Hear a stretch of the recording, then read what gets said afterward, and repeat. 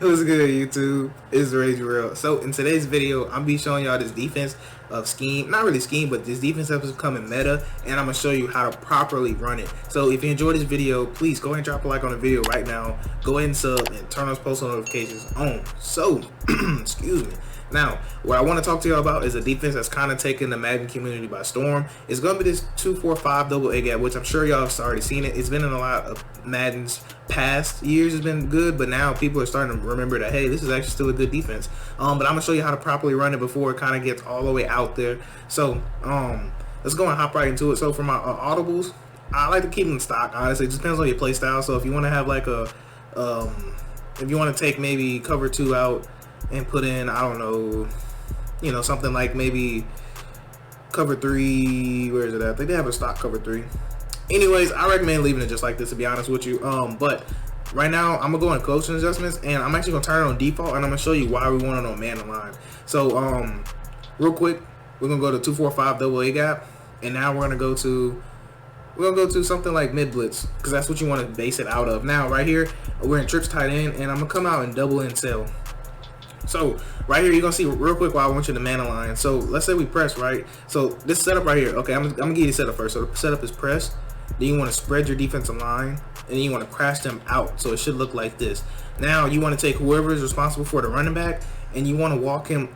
Personally, I like to walk him in the gaps that are open. So Real, what do you mean by the gaps are open? So you see right here how this gap is open, and we have this gap is open right here. So whichever one you want to walk the person down in, depending on what the opponent's doing. So for example, if they were maybe running like a, I don't know, maybe something quick to the outside over here, then I can already be over here. Or if I want to be worried about the running back going on the route, then I may just, you know, come on this side right here. So it all depends on you, because a lot of people tell you to stand in the middle on the center, which it's a tiny bit better because it can allow either dual edge to come through. But to me, it's not as consistent. It's only super consistent if you're able to hold that center. So if you want to do this way where you stand right here, you can. Or if you want to stand in the gaps, you can. To me, it's just easier in the gaps. It's just a lot harder right here a lot of times, because sometimes the center doesn't grab, you don't get the attention of the center. But anyways, so this is the defense right here. I'm gonna show you how fast it comes in. Now I like to just blitz myself, or put yourself in the spot. I feel like blitzing works better, so I'm gonna go ahead and show you that here right now. So right here I'm actually gonna block the running back. So we're blocking 6, and we're sending 6. So let me make sure I'm counting that right. 1 2 3 4 5. Yeah, we're sending 6, and we're blocking 6. And the reason why we can get somebody through is because we're going to be occupying one in alignment. So let's say we snap the ball, right? So let's say I touch the center, and now I should have somebody coming through, but he got tripped up right there. So I'm gonna run it again real quick, just so you can kind of get the gist of it, and then you're gonna see how I like to kind of scheme it all together. So go ahead and press, spread our D line, go ahead and crash up. Like I said, whoever's responsible for the running back or the tight end, normally I like the user. So right here you can see I'm standing in the gap. I'm trying it from the hardest way possible. Like I said, it's the hardest way this way. Go ahead and block our running back. As you can see right here, we're blocking 6, and we're sending 6. So technically we should not get through, but since we're able to hold this center, we will be able to get through, snap the ball. So as long as you touch somebody, so a lot of times you see right there, a lot of times it's good to stand in the center, because you can touch either the left or right guard, and a lot of times it'll come through. So I will show you that real quick and replay again, and then after that I'm going to kind of talk to you about how I like to kind of scheme all this together. So you see right here, we're over the center, right? So you see how that time we're able to touch the guard, and then that allowed this guy to get through, which now the running back has to decide who he's going to pick up. You see what I'm saying? So he's got to decide. He ends up taking him. That's why he gets home free right there. Now I will kind of just show you what it looks like against the max protect, but do not expect this to come in versus a max protect. Do not. So I recommend you to scheme this. So I do apologize. I think that's a jet or something. I don't know what that is, but something always happens when I'm doing videos. But I'm actually gonna show you what it looks like for a max protect right here, right there. We see we max protected. So we want to stand in the gap right here. Go ahead and blitz ourselves. So like I said, since we're sending 6 and they're technically blocking 7, there should be no way anybody gets through, which it should not be. As you see there, somebody still gets through. That's what I mean by this defense being real glitchy, because they do like a lot of pass up logic, so that was allowing him to come free. So as you can see, it's already good defense as well. So now let me show you why I said I recommend having man align on. So let's say we lined up like this and we don't want to blitz, right? Let's say they've been dotting us, or we just want to switch it up, right? Or maybe they've been killing us on a certain run because we're blitzing everybody. And by the way, this defense is not that great against the run. unless you can kind of set it up to somewhat slow it down. But since everybody's in the gap, it's not really a good run defense per se. So with that being said, let's say we wanted to come out in something like cover 2, right? Now you notice how if I try to come back and press, how that guy goes all the way out here. To me, I don't like that, because now my opponent knows that I'm no longer trying to blitz, or now he can see, oh hey look, circle's wide open, right? So he's looking at it like this. You see how circles, nobody's on him? He's like, oh, I could throw a circle, which technically you can because there's nobody on him, you see? So let me show you what I like to do. I like to have man align on, and to me, that's going to be the bread and butter of this defense. And because, like I said, you don't want to sit up and blitz every play, because then your opponent is going to start either getting the ball out quick, or they're going to start max protecting and having just really good route combos out there. So let's say we come back out in mid blitz. Let's say we go back to trips tight end. And let's choose, like I said, double NSL, just I don't know, just because I feel like choosing it. So I'm gonna block the running back, because most people, when you give them this look, they're gonna block somebody. Either gonna block the running back or they're gonna block the tight end. Most people. So like I said, let's go and press, spread our D line. We'll spread our linebackers.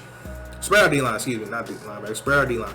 So we're gonna spread in this gap. Now let's say we call cover 2, right? Boom, press again. Now, if you wasn't paying attention, you probably wouldn't even realize that I did anything, you know what I'm saying? Because everything still looks the same. So like, basically what I like to say is, let's say we're looking at the screen. Now, can you tell me right now if we're in man or zone?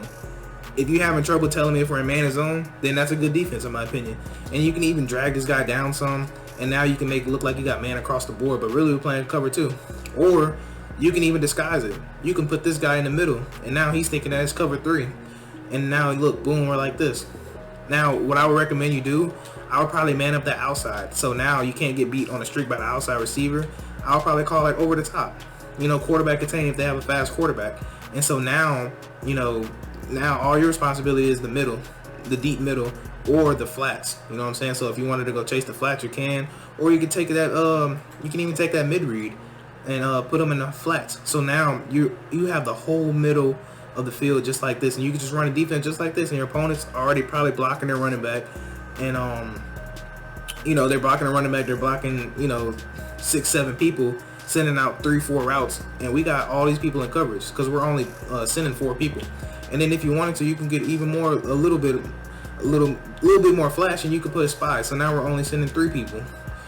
So like I said, this defense is very versatile, and I think that's why, you know, just a nice defense overall. Now let's just see how it looks against this play, of course. So, you know, I'm looking, lurking, okay, what's open?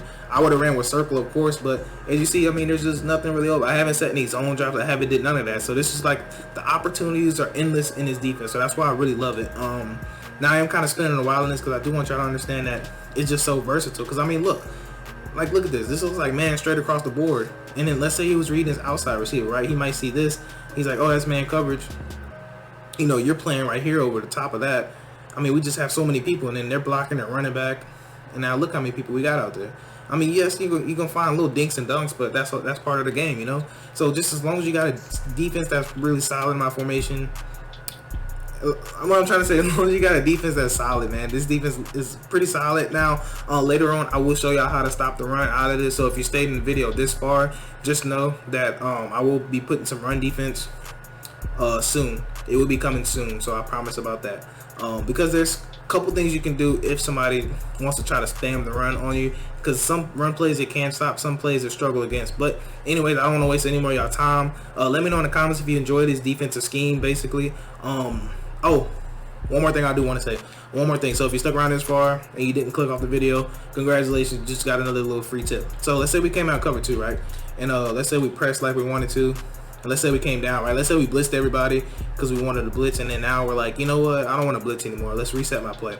So all you got to do is press right on the directional pad. It'll pull up your linebacker responsibilities. And from here, you can hit L2, which is clear shift. So now look at that. So now everybody's back to normal. Or let's say you were making some wonky coverages, right? Let's say you put both of your linebackers in a purple or something, and then some stuff like that. Maybe you spied. Yeah, say you put both your linebackers in purple or something, and they're like, you know what, I want them back in hook curls. All you gotta do is hit clear shift, and then they're gonna go back to their regular responsibilities. Now sometimes some weird things might happen where they put the linebacker in a mid read if you're in cover 2. So just be aware of that. So I just wanted to make sure I cover that really fast. So just make sure you use that clear shift. It's a really nice ability. It's a really nice what's the word I'm looking for? Really nice adjustment that nobody really knows about. So anyway, that's gonna be all for this video though. Thank y'all for watching. I hope you have a blessed day. I'm Rage Real, and I'm out.